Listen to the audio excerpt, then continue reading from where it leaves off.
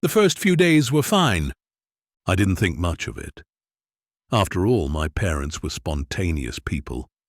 They'd been like that my whole life, going off on impromptu road trips or weekend getaways without much warning.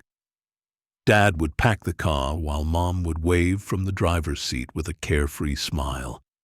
Sometimes I'd go with them, but sometimes they left me at home with a babysitter. This time, though, they didn't hire a babysitter. They just didn't come home. It was a Thursday afternoon when they left.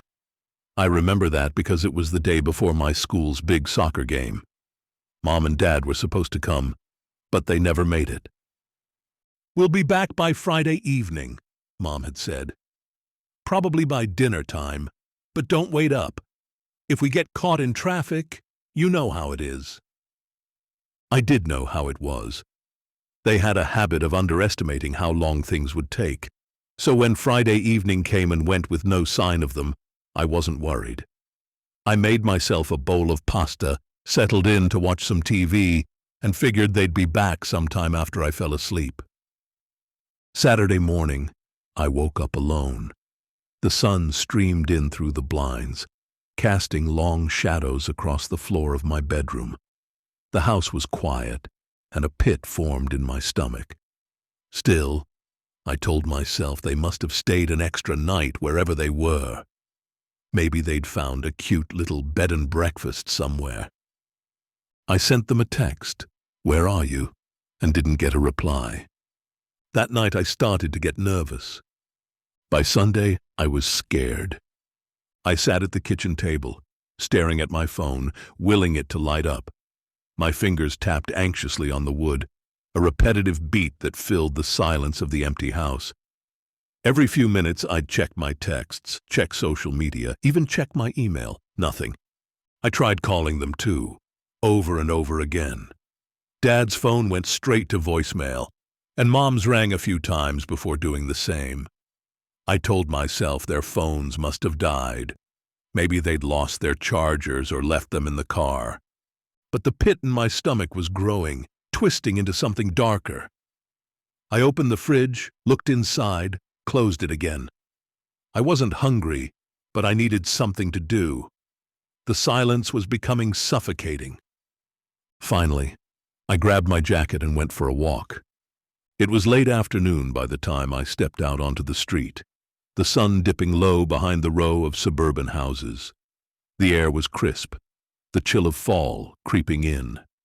Leaves crunched beneath my shoes as I walked, hands shoved deep into my pockets. The world outside felt so normal. Kids riding bikes, neighbors chatting on their porches, a dog barking in the distance. But inside, nothing was normal. My parents had never been gone this long without telling me where they were. I thought about stopping by a neighbor's house, asking if anyone had seen them, but I didn't want to admit that I was worried. I didn't want to be the kid who couldn't handle being home alone for a few days. So I just walked, aimlessly, until the sun set and the street lights flickered on. When I got back home, the house was still dark and empty. By Monday morning, I was starting to unravel. I didn't go to school. I didn't care about school. My mind was a whirlwind of anxiety, my thoughts racing in every direction. Where were they? Why hadn't they come home? Why hadn't they called? I paced the house, opening drawers, checking closets, searching for some kind of clue. I don't know what I thought I'd find. Maybe a note. Maybe something that would explain everything. But there was nothing. That evening, I sat down at the kitchen table again, staring at the calendar on the wall. A full week had passed since my parents left. A full week of silence. The reality of it was starting to sink in. Something was seriously wrong. I couldn't keep ignoring it. I couldn't just wait around anymore. I had to do something. I picked up my phone, my heart pounding, and dialed the number I had been avoiding all week. The police. When the officer arrived, I felt a strange mix of relief and dread. His name was Officer Hartman, and he was tall, with a kind face and a calm demeanor. He sat down with me in the living room, asking questions in a soft voice. "When was the last time you saw your parents?" he asked. "Thursday," I said, my voice barely above a whisper. "They left in the afternoon, said they'd be back Friday night." "And they haven't contacted you since then? No calls, no messages?" I shook my head. Officer Hartman frowned, scribbling something down in his notebook. "And this isn't like them, is it?" "No. I mean, they've gone away before, but never without telling me where they were. Never for this long." He nodded, closing the notebook and tucking it into his jacket. "Okay, I'm going to file a missing persons report, and we'll start looking into it. Do you have any family nearby? Anyone you can stay with?" I thought about my aunt who lived a few towns over, but I shook my head again. "I'll be fine here." He gave me a sympathetic look but didn't push the issue. "We'll be in touch," he said. "If you hear from them or remember anything else, call me right away." After he left, the house felt even emptier. Days turned into weeks. The police came by a few more times, asking questions, following up on leads, but nothing ever came of it. My parents' car was missing too. No one had seen it since they left. It was like they had just vanished. I stopped going to school altogether. It didn't seem to matter anymore. My world had shrunk to the walls of my house, where I waited day after day, hoping for some kind of sign, some kind of clue. But there was nothing. One evening, about 3 weeks after they had disappeared, I was sitting in the living room, staring blankly at the TV, when my phone buzzed on the coffee table. My heart jumped into my throat as I grabbed it, my hands shaking. A text from Dad. "We're fine. Don't worry." I blinked, staring at the screen. That was it? After 3 weeks, that was all he had to say? I typed a frantic reply. "Where are you? What happened?" No response. I waited for hours, checking my phone every few minutes, but nothing came. The pit in my stomach that had been growing for weeks turned into a black hole, sucking in all my hope. Something was wrong. This didn't feel right. The next day, I went to the police station. "I got a text from my dad," I said, my voice shaking as I sat in front of Officer Hartman. It was just one text. It said they were fine, but I don't believe it. It didn't sound like him. Officer Hartman leaned forward, his brow furrowed. "Can I see the message?" I handed him my phone, and he studied the screen for a moment. "Did you reply?" "Yeah, but he didn't answer." He handed the phone back to me, his expression serious. "We'll look into it. In the meantime, I want you to stay with someone. A relative, a friend, just until we figure out what's going on." I nodded, but the pit in my stomach didn't go away. I had a feeling that whatever was going on, the police weren't going to figure it out. That night, I couldn't sleep. I lay in bed, staring at the ceiling, my mind racing with possibilities. Where were my parents? Why would they send a text after all this time and then go silent again? And then a thought occurred to me. A terrifying, gut-wrenching thought. What if it wasn't my dad who sent the text? I sat up in bed, my heart pounding in my chest. The more I thought about it, the more it made sense. My parents' phones had been off for weeks. If they had been able to send a text, why hadn't they called? Why hadn't they said more? Someone else had their phones. Someone who didn't want me to know where they were. The next morning, I packed a bag and left the house. I didn't know where to go at first. My aunt's house seemed like the obvious choice, but something held me back. I didn't want to involve her. I didn't want to put anyone else in danger. Not until I knew more. So instead, I went to a motel on the outskirts of town. It was a dingy, run-down place with flickering neon lights and a leaky faucet in the bathroom. But it was anonymous, and that was what I needed. I spent the next few days there, scouring the internet for any clues, any news about missing people or strange disappearances. But there was nothing. My parents had vanished without a trace. And then, one night, as I lay in the motel bed, my phone buzzed again. Another text. This time, it was from Mom. "Come home. We miss you."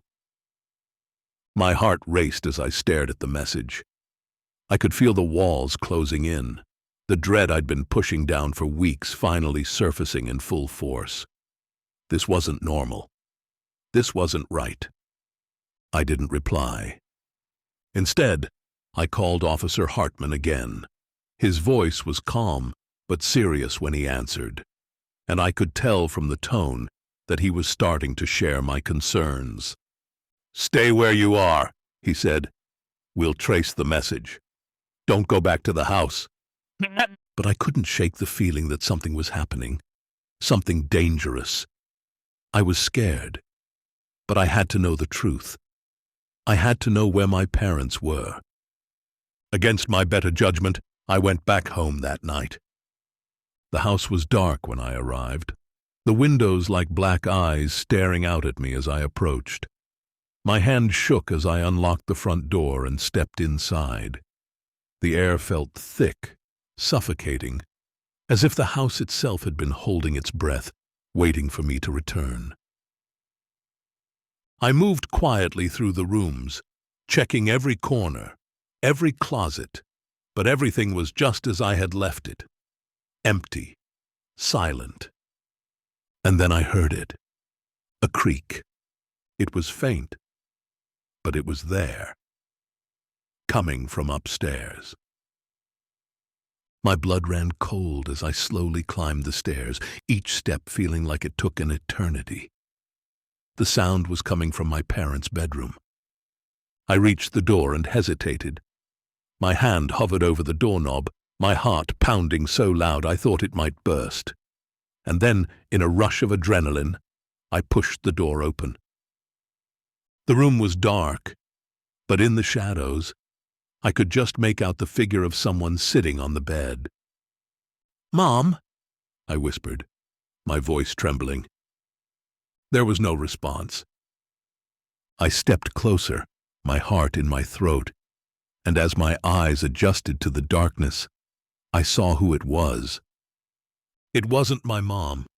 It wasn't my dad. It was a stranger, a man I had never seen before. His eyes were wild, his face pale and gaunt. He was holding my mom's phone in his hand, staring at the screen as if waiting for something. And then, without a word, he stood up and walked toward me. I froze, my mind racing, trying to make sense of what I was seeing. The man's face was expressionless, his eyes hollow. He moved slowly, deliberately, as if he had all the time in the world. I stumbled back, my heart hammering in my chest. My legs felt like lead, and my throat was dry. I couldn't scream. I couldn't move. But then, just as he reached me, there was a loud crash from downstairs. The sound of the front door slamming open. "Police! Drop the phone!" It was Officer Hartman. The man froze, his hand still clutching the phone. For a moment, the world seemed to stand still, the only sound the pounding of my own heartbeat in my ears. And then, in a blur of motion, the man bolted past me, running toward the window. He smashed through the glass, disappearing into the night. The police searched for him, but he was gone. They never found him, and they never figured out who he was. As for my parents, their bodies were discovered in a shallow grave a few miles away from town. They had been dead for weeks, killed not long after they had left that Thursday afternoon. The man who had been in my house? He had taken their phones. He had sent the texts. He had been living in our house, waiting for me to come home, waiting for me to find him. The weeks that followed were a blur of grief, fear, and disbelief. I moved in with my aunt, but I never really felt safe again. The police kept looking for the man, but he was gone without a trace. It was as if he had never existed. But I knew he was still out there. And sometimes, late at night, I still hear the faint creak of footsteps in the dark, waiting. Thank you for listening. We hope you've enjoyed the story. Don't forget to like, subscribe, and hit that bell button, and we'll notify you when the next story comes out.